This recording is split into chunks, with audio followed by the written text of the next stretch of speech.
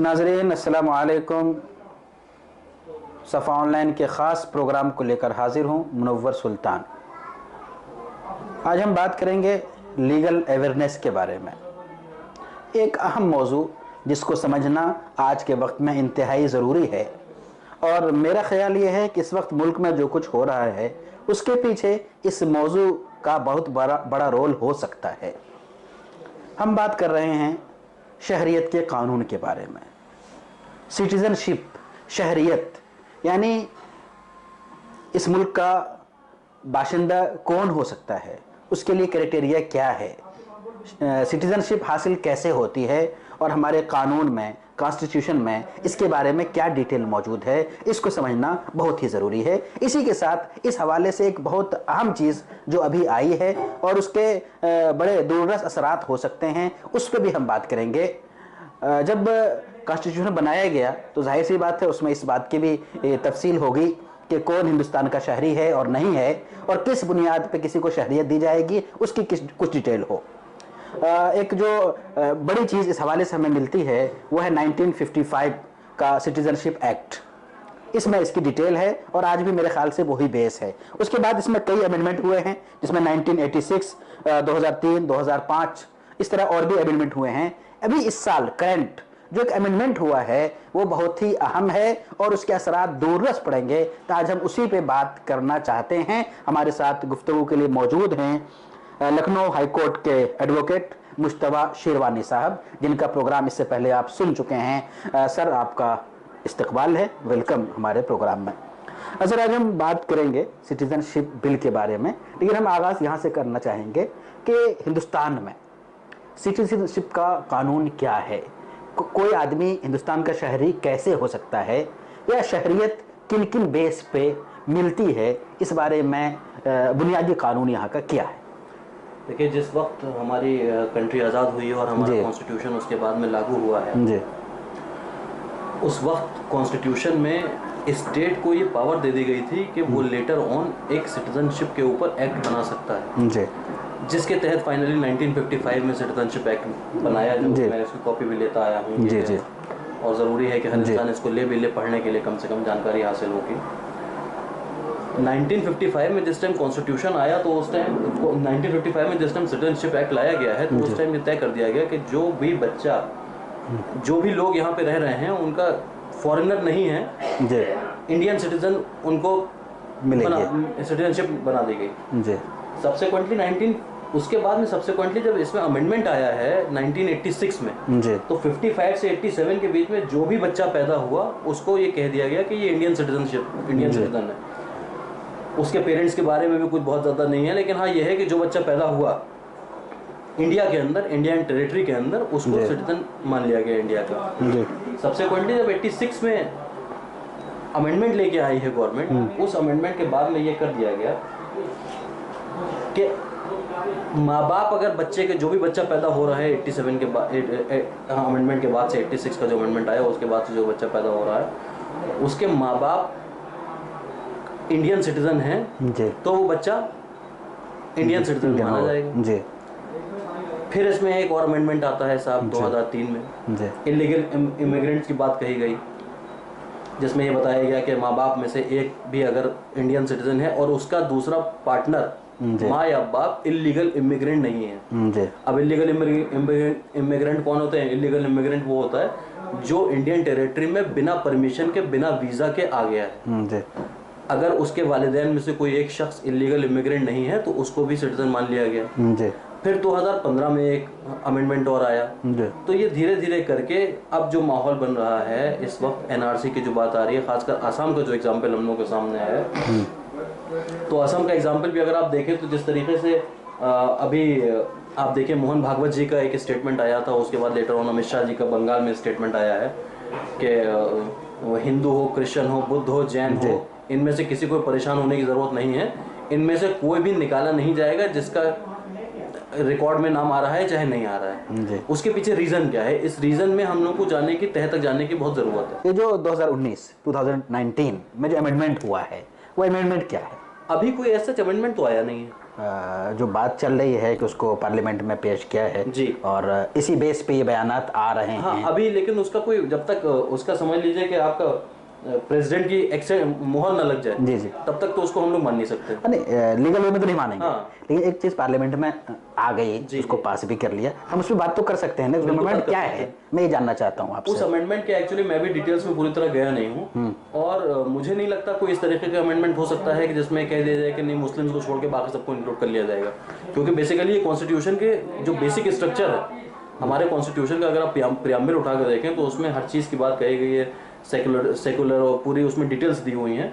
तो जैसे इससे पहले भी आपको याद होगा NJAC एक आया था, नेशनल जुडिशरी अकाउंटेबिलिटी कमीशन, उसमें क्या था, हाई कोर्ट के जजेस और सुप्रीम कोर्ट के जजेस को अपॉइंट करने का प्रोसीजर दिया हुआ था। तो अल्टीमेटली सुप्रीम कोर्ट ने ये कहा, सुप्रीम कोर्ट ने उस NJAC को सेटिसाइड कर दिया ये कहते हुए कि ये जो है कॉन्स्टिट्यूशन के बेसिक स्ट्रक्चर के अगेंस्ट है। तो लेजिस्लेचर सपोज करिए कोई कानून बना भी रहा है और एग्जीक्यूटिव उसको इम्प्लीमेंट कर रहा है, तब भी हमारे पास अभी एक तरीका है कि हम लोग उस चीज़ के, अगर खुदा ना खास्ता कोई ऐसा कानून बन रहा है जी, तो मुस्तैदी से जद्दोजहद करके मजबूती के साथ में सुप्रीम कोर्ट और हाई कोर्ट के सामने अपनी बात रखेंगे जी और उसको चैलेंज करेंगे, फिर लड़ेंगे। जी। सर आमतौर पे ये देखने को मिला है कि इस तरह की बहुत सी चीज़ें आ जाती हैं जो चैलेंजेबल है, लेकिन हमारे यहाँ जो मिजाज है कि बहुत कम लोग, रेयर केस में लोग इसकी कोशिश करते हैं, चैलेंज करते हैं। हालांकि वहीं इसके अपोजिट अगर दूसरी कम्युनिटी से रिलेटेड कोई बात होती है और उसके खिलाफ कोई चीज़ आई है लेजिस्लेटर में, तो वो फौरी बल्कि अगले दिन जर्दा में ढेर सारी अपीलें आ जाती हैं। ऐसा क्यों है? ये बेसिकली इस वजह से क्योंकि उन्होंने अपने आप को ऑर्गेनाइज कर रखा है जी, उनके अलग अलग ग्रुप्स हैं, एक दूसरे के काम में कोई इंटरफेयर नहीं करना चाहता है, सबको परमिशन दी जाती है, सबको लिबर्टी दी जाती है कि अपने दायरे में इंसान काम करे। हमारे यहाँ अगर आप देखें सिस्टम जो बना हुआ है वो इतना ज़बरदस्त सिस्टम बना हुआ है, उस सिस्टम को हम लोग यूटिलाइज नहीं कर पा रहे हैं। जैसे मसाजिद का आपके यहाँ कंसेप्ट है, हमारे यहाँ मसाजिद का कंसेप्ट है भाई, सबसे कह दिया गया 5 वक्त की नमाज पढ़ो, अगर 5 वक्त के आगे इंसान नहीं भी नमाज पढ़ रहा तो कम से कम जुमे के दिन शरीक होना उसके ऊपर फर्ज कर दिया गया कि तुम्हें जुमे के दिन तो आना ही आना है। ऑलरेडी 5 वक्त की नमाज तो फर्ज है, लेकिन जुमे के दिन और ज़्यादा सख्ती से कहा गया कि जुमे के दिन आना। क्यों कहा गया? ताकि कम से कम लोग एक दूसरे को पहचाने, एक दूसरे इंटरेक्ट करें। उसके साथ साथ अगर कम्युनिटी या सोसाइटी से रिलेटेड कोई ऐसे टॉपिक्स हैं तो उनके ऊपर ये बात हो। तो सिटीजनशिप अमेंडमेंट बिल ABC जिसको कहा जाता है ये 2019 का जी, इसमें जो हम रिपीट कर रहा हूँ मैं कि ये बात आ रही है कि जो अमेंडमेंट किया गया है, जाहिर सी बात है अभी वो कानून का हिस्सा नहीं बना, पार्ट नहीं बना है, लेकिन एक चीज़ आई है और वो आगे भी बढ़ सकती है, रुक भी सकती है, दोनों है। लेकिन जो चीज़ आई है उस पर अगर हम लोग बात करना चाहें तो उसमें जो अब तक न्यूज़पेपर या हमने और जो वेबसाइट पे देखी है विकिपीडिया वगैरह, तो उसमें डिटेल मौजूद है कि शायद जो पहले 15 साल था, जो लोग 15 साल से हिंदुस्तान में हों तो वो सिटीजनशिप के लिए वो हो सकते हैं, अहलियत रखते हैं, तो अब उसको शायद 6 साल कर रहे हैं। और उसमें ये है कि जो हिंदू, सिख, ईसाई, जैन फला हो, एक्सेप्शन मुस्लिम, उनको ये दिया जाएगा।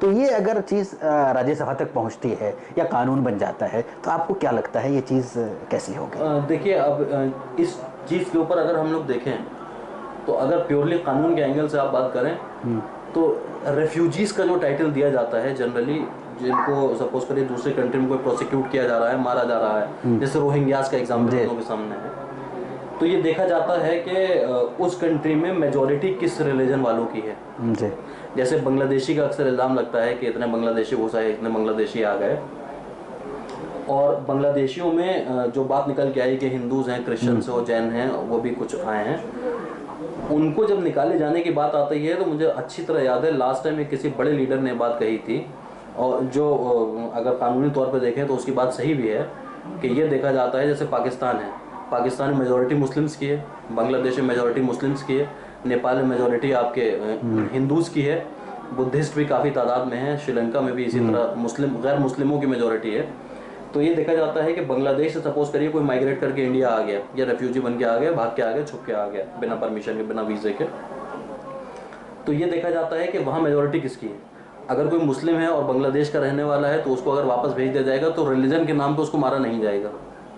जी, गैर मुस्लिम अगर कोई इस तरीके से इस नियत से कहीं से अगर भगाया गया है, मारा गया है और वो वापस जाएगा तो जाहिर सी बात हो सकता है कल को उसके साथ फिर से वही बात आए। सर सवाल ये है कि जाएगा कैसे, अगला तो एक्सेप्ट करने को तैयार नहीं है। अब यही सबसे बड़ा मुद्दा है। मैं अभी रास्ते में डिस्कशन हो भी रहा था हम लोगों का कि असम में अगर देखा जाए तो गवर्नमेंट 1500 करोड़ से ऊपर रुपए खर्च कर चुकी है जी और अगर आप उसका रिजल्ट देखें तो 0 बटा सन्नाटा है जी क्योंकि फॉरेनर्स ट्रिब्यूनल है, जी हाई कोर्ट है, सुप्रीम कोर्ट है, जाहिर सी बात है जिसका सब कुछ जा रहा होगा वो तो ऊपर तक लड़ेगा ही लड़ेगा। अमूमन तौर पे लोग कोर्ट कचहरी नहीं जाते हैं, सोचते हैं छोड़ो प्रॉपर्टी मामला होता है, बहुत से लोग छोड़ देते हैं कि छोड़ो जाने दो, कोर्ट कचहरी में कुछ नहीं होता। लेकिन यहाँ पे तो आपके पास पहला और आखिरी चारा जो है वो सिर्फ और सिर्फ जुडिशरी है।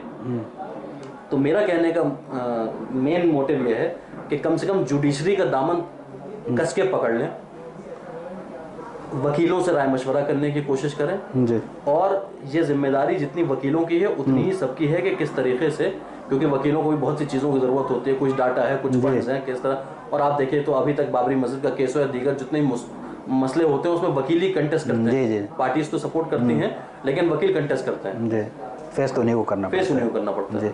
तो सर अगर इस तरह होता है, जैसे अभी बात आ रही है, अमित शाह जी ने कहा, वज़ीर दाखिला हैं वो मोहन भागवत जी ने कहा, इस तरह की बात कह रहे हैं और उसका कहीं ना कहीं उस एक्ट से भी लिंक हमें मिलता है, सिटीजनशिप बिल 2019। तो अगर इस तरह वो करते हैं तो ये जो आपने बताया कि जो कानून का स्ट्रक्चर है तो उसके खिलाफ है, उसके फेवर में है? ये कॉन्स्टिट्यूशन का जो बेसिक स्ट्रक्चर है उसके अगेंस्ट है, उसके अगेंस्ट है, बिल्कुल अगेंस्ट है उसके। अच्छा, क्योंकि कोई भी कानून ऐसा अगर बन रहा है या बन गया है जो आपके कॉन्स्टिट्यूशन के बेसिक स्ट्रक्चर के अगेंस्ट है जी। बेसिक स्ट्रक्चर कहीं दिखाई नहीं पड़ता है, बल्कि एक जिस्ट कहते हैं कॉन्स्टिट्यूशन की जिस्ट क्या है, कॉन्स्टिट्यूशन का मेन दिल क्या है। तो जिन लोगों ने इस एक्ट को बनाया होगा, अभी वो बिल है, बिल को बनाया होगा, तो जाहिर सी बात उनके पास टीम रही होगी, उनके पास कुछ लॉजिक रहे होंगे तभी तो बनाए होंगे इसको। नहीं, बहुत से मुद्दे होते हैं। आप ये देखिए, अगर इसी का एग्जाम्पल हम लोग देख लें तो एनजेएसी में तो एक से एक इंटेलेक्चुअल्स लोगों ने ही बनाया था जी। लेकिन कानून बनाना लेजिस्लेचर काम है, उसको एग्जीक्यूट करना एग्जीक्यूटिव काम है। काम तो लेजिस्लेटर का है, लेकिन उसको जो ड्राफ्टिंग करते होंगे वो तो वही कानून वाले लोग होते होंगे। लेकिन फिर भी अल्टीमेटली इंटरप्रिटेशन जो है वो सुप्रीम कोर्ट ही करता है। जी जी जी। सुप्रीम कोर्ट और हाई कोर्ट ही उसको इंटरप्रेट करते हैं कि इसको किस फॉर्म में लागू होना चाहिए कि नहीं होना चाहिए जी। आपकी बात बिल्कुल सही है कि एक से एक पढ़े लिखे, एक से काबिल आदमी, जजेस, रिटायर्ड और वो लोग करते हैं, बड़े बड़े वकील ही करते हैं। लेकिन अल्टीमेटली इंटरप्रिटेशन की जिम्मेदारी जो है वो सिर्फ हाई कोर्ट और सुप्रीम कोर्ट के पास, जुडिशरी के ही पास उसको इंटरप्रिटेशन की जिम्मेदारी है। तो आदमी अगर आपकी बात 100% इस बात को मान ली जाए तो आप देख लीजिए फिर तो सारे कोर्ट कचहरी बंदी हो जाने चाहिए। लेकिन डेली हम लोग उन्हीं चीज़ों को लेके चलते हैं कि गवर्नमेंट, हम तो चाहते हैं कि गवर्नमेंट कुछ गलती करे ताकि उसको आगे चल के हाई कोर्ट और सुप्रीम कोर्ट उसको सेट असाइड कर दें। जी जी जी।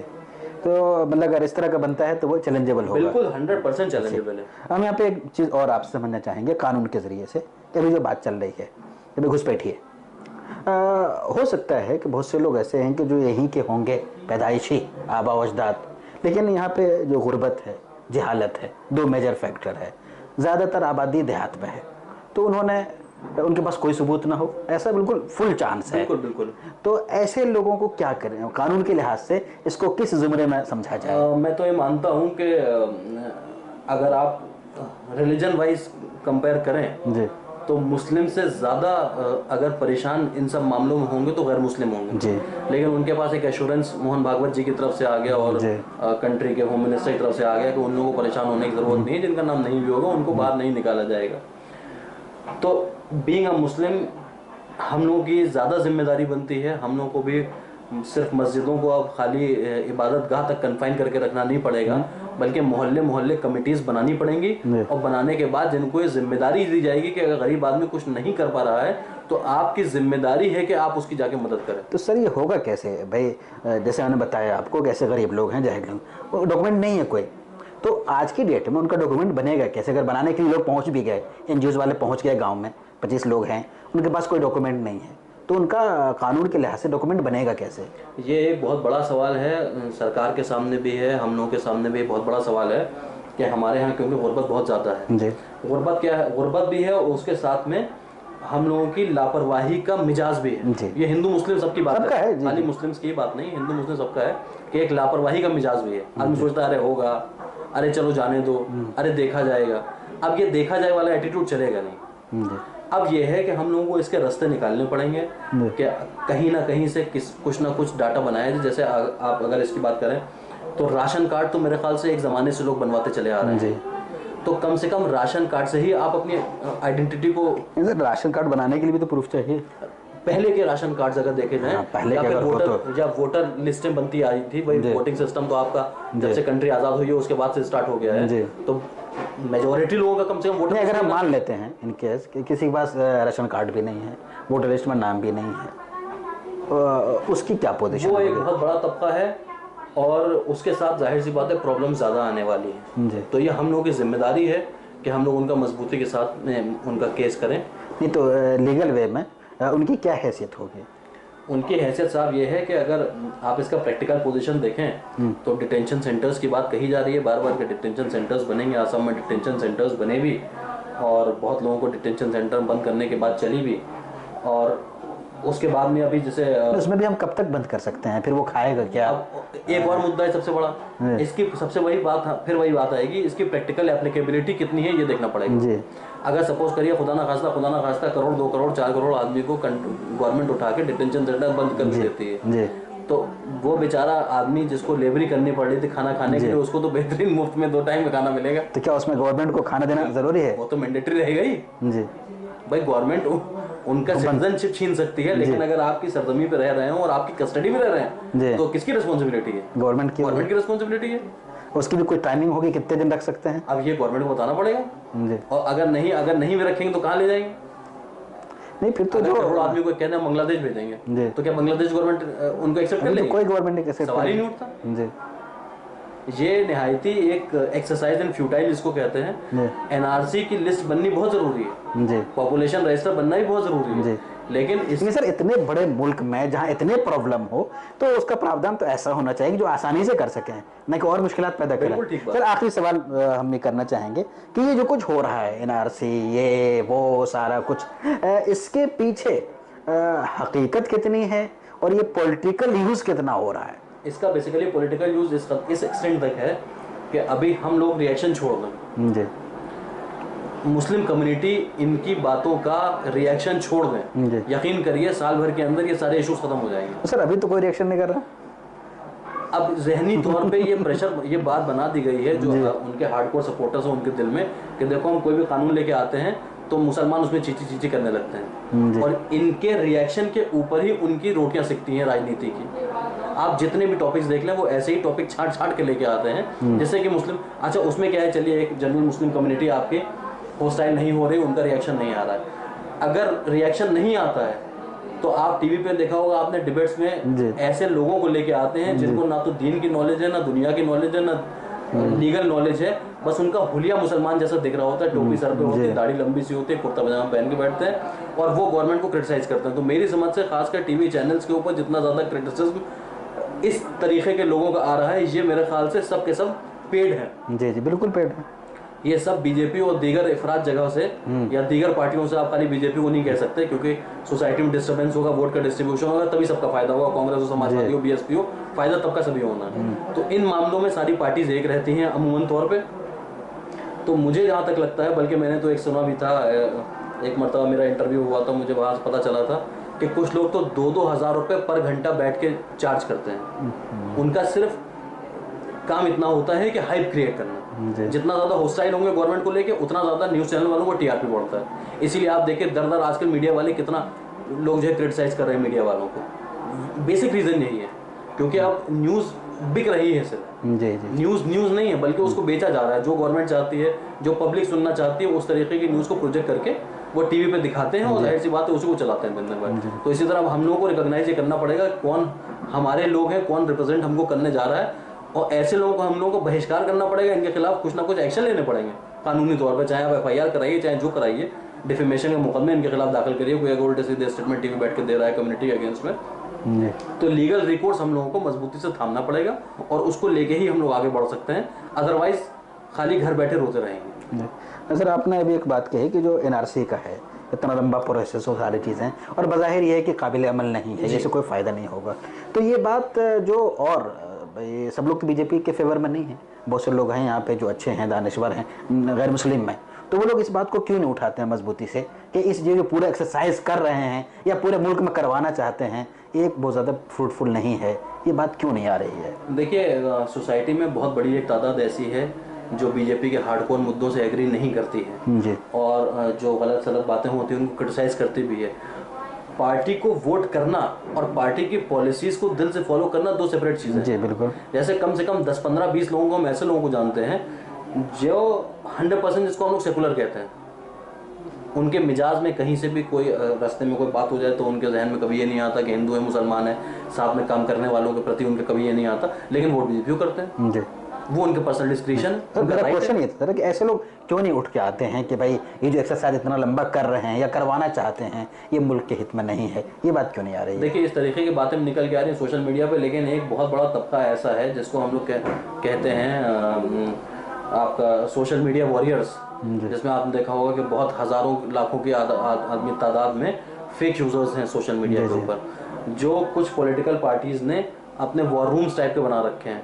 उनमें कंप्यूटर सौयों लगे हैं, सौयों लड़कियां बैठे हुए हैं। उनका काम सिर्फ इतना होता है कि कोई भी सपोज करिए कोई गवर्नमेंट की अगर बात कर लें या किसी पार्टी के अगेंस्ट, किसी के अगेंस्ट उसने कोई स्टेटमेंट दिया, उसको किसी ने क्रिटिसाइज़ किया, तो उनके यहाँ सॉफ्टवेयर्स पड़े हैं जिसमें हाईलाइट हो जाता है, फलाने का नाम लिया आपने, वो हाईलाइट हो गया, तो कम से कम 10-20 आदमी उसके ऊपर टूट पड़ता है सोशल मीडिया के ऊपर, तो गाली देते हैं, ये करते हैं, वो करते हैं। तो है क्या कि जो अच्छे लोग हैं ये खत्म नहीं हुए सोसाइटी से, ये थोड़ा सा बैकफुट पे आ गए। हाँ ये असल ये है ये थोड़ा सा बैकफुट पे आ गए, और वो वाहिद वजह ये है कि लोग बदतमीजी करने लगते हैं सोशल मीडिया पर। अभी भी आप लोगों से रोड पे चलते लोगों का दिल टटोलिए तो आपको मेजोरिटी लोगों की ऐसी मिलेगी जो एक पीसफुल माहौल में जीना चाहते हैं, जिनको सुकून चाहिए। उनको कतई इससे मतलब नहीं है कि सुबह 5 बजे मुसलमानों के नमाज हो रही है कि पूजा हो रही है। मुस्लिम्स भी ऐसी जगह रहते हैं जहाँ सुबह सुबह घंटे बजने शुरू होते हैं, हिंदू 50 ऐसी जगह है जहाँ सुबह से अजान शुरू हो जाती है। किसी को कोई प्रॉब्लम नहीं है, मेजोरिटी को प्रॉब्लम नहीं है। लेकिन हाँ सोसाइटी के कुछ 2, 4, 5, 10% ऐसे लोग हैं जिनको उस 90% को परेशान करने में मजा आता है किसी ना किसी मकसद के तहत। कुछ तो डिफॉल्टर बाय चॉइस होते हैं और कुछ डिफॉल्टर बाय बर्थ होते हैं। इशू बस इतने ही। तो हम लोग को उनको पहचानना पड़ेगा, और इसमें हिंदू मुस्लिम सब साथ खड़े हुए हैं, लोग निकल के आ भी रहे हैं। आप देखिए जैसे जम्मू में वो कठुआ वाला रेप केस हुआ था, तो उसमें कौन मुसलमान लड़ा था? बेसिकली उसमें जो लड़की एडवोकेट है वो हिंदू एडवोकेट है, और उसको कितने थ्रेट्स आए, इवन के बार की तरफ से उसको थ्रेट्स आए, लेकिन वो डरी नहीं, उसने मजबूती के साथ कंटेस्ट किया और वो केस जीती। ठीक है सर, बहुत शुक्रिया। नाजरीन आप देख रहे थे हमारा ख़ास प्रोग्राम लीगल अवेयरनेस, और आज हमने बात की कि हिंदुस्तान में सिटीजनशिप का कानून, शरीयत का कानून क्या है और उसमें जो तरमीम हुई है वो तरमीम क्या है। और सबसे अहम बात जो हमारे सामने आई वो ये कि हमें बहुत ज़्यादा परेशान होने की ज़रूरत नहीं है, हकीकत की दुनिया में जीने की ज़रूरत है। और हाँ एक बात और ये कि हमें कानून से वाकफियत होनी चाहिए, और जो लोग इस मैदान में काम कर सकते हैं उनका हमें सपोर्ट करना चाहिए। बहुत बहुत शुक्रिया, जज़ाकल्लाह।